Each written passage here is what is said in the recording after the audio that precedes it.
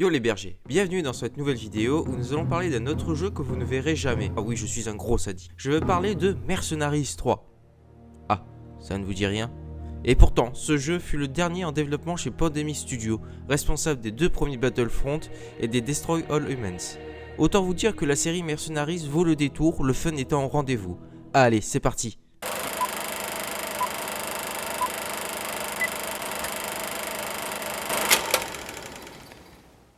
Donc, qu'est-ce que Mercenaries?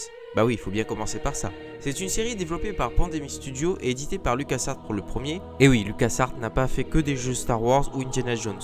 Quant au second, il est édité par Electronic Arts pour notre plus grand malheur. Comme le nom nous l'indique, le jeu nous place donc dans la peau d'un mercenaire. Mais quelle perspicacité! Le jeu nous propose donc d'incarner l'un des trois personnages jouables. Jennifer Mieux, une anglaise d'origine chinoise, ancienne du MI6. Mathias Nilsson, officier d'artillerie de la marine suédoise, jusqu'à ce qu'il devienne mercenaire. Extrêmement téméraire, violent et obsédé par les explosifs. Autant vous dire que ce personnage est extra. Et Chris Jacob, soldat américain, ancien des forces spéciales. Voilà, on a un américain noir, un suédois blanc et une chinoise. Au moins personne va gueuler pour racisme. Bah quoi, quand on voit le scandale autour de Assassin's Creed Odyssey qui ont imposé une relation hétéro dans leur DLC, franchement il y a de quoi se poser des questions, non? Enfin, revenons à nos moutons. Le premier Mercenaries se situe en pleine guerre de Corée après la prise de pouvoir par un général nord-coréen s'opposant à la réunification et ayant décidé d'attaquer son voisin. Quant à vous, en tant que mercenaire, vous travaillerez avec plusieurs factions. La Corée du Sud, la Chine, la mafia russe, bah quoi, il faut bien des marchands d'armes. Et enfin, les USA, l'OTAN. Et votre but? Pacifier la zone. Alors pas à la manière d'un hippie, mais à la manière américaine.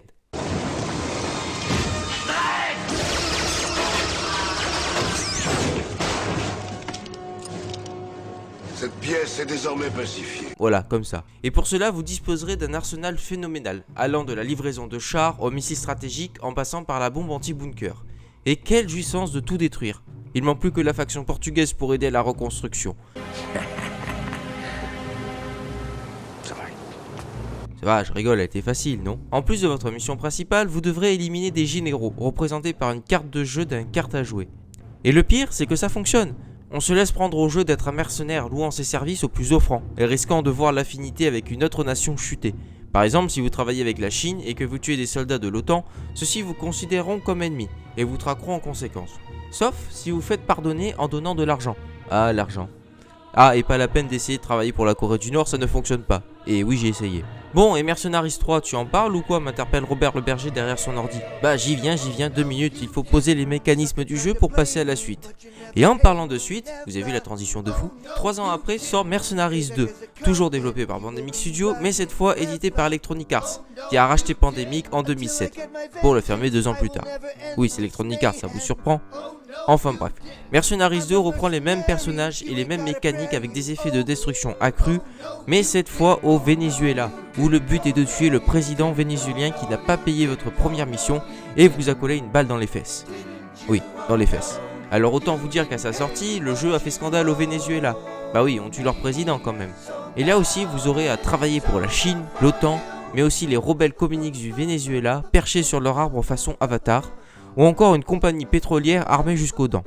Vous avez aussi plus de 130 véhicules à votre disposition, ainsi que les frappes chirurgicales, bombardements stratégiques ou encore la bombe atomique. Oui, on est dans un level de destruction dans ce jeu, je vous dis pas. Malheureusement, les points positifs s'arrêtent là. L'IA est affligeante, oui bon, 10 ans après ça n'a toujours pas changé sur certains jeux, mais bon quand même. Alors certes, les combats détonnent au sens propre et littéral par les décors explosifs et l'utilisation d'armes lourdes, mais l'IA tant ennemi qu'allié est désastreuse, surtout quand vos alliés se mettent devant vous quand vous tirez. Résultat, échec de la mission. Génial, hein? Bon, Mercenaries 2 reste un bon jeu si vous voulez vous défouler malgré ses défauts, et la réception critique assez moyenne.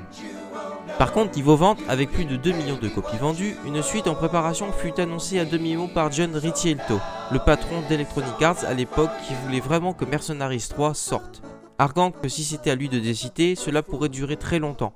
Donc Mercenaries 3, No Limit, oui c'est son titre, aurait donc dû être le prochain jeu de la série. Il était censé être identique aux 2 jeux précédents, un jeu de tir à la 3ème personne à monde ouvert avec quelques améliorations à la formule. C'est triste et frustrant que Pandemic ait été fermé, car il y avait clairement une passion derrière la création de ce nouveau projet. Depuis la fermeture du studio en 2009 et la sortie de leur dernier jeu en 2008, Mercenaries 3 n'a pas été très loin dans son développement. Il était prévu pour Xbox 360, PS3 et PC. Pour cette raison, on ne sait pas grand chose sur le jeu, et la plupart des choses connues font malheureusement l'objet de spéculations. Heureusement, nous avons une petite vidéo qui passe en arrière-plan, montrant des images de ce qu'il aurait pu être, nous montrant les mécanismes de base pendant quelques minutes avec des commentaires audio. Il y a peut-être encore de l'espoir pour Mercenaries 3 ou même la série en général de faire un retour en force. Electronic Arts a continué à renouveler sa propriété du domaine Mercenaries 3 en février 2018 et il est prévu qu'il expire l'année prochaine en février 2019. Donc en fonction de quand est-ce que j'y diffuserai cette vidéo, le truc sera peut-être déjà sorti. Et voilà les bergers, c'est la fin de cette vidéo. N'hésitez pas à vous abonner, à commenter ou partager notre vidéo ou à nous suivre sur Facebook, Instagram, Twitter. Allez, et sur ce, je vous dis à la prochaine.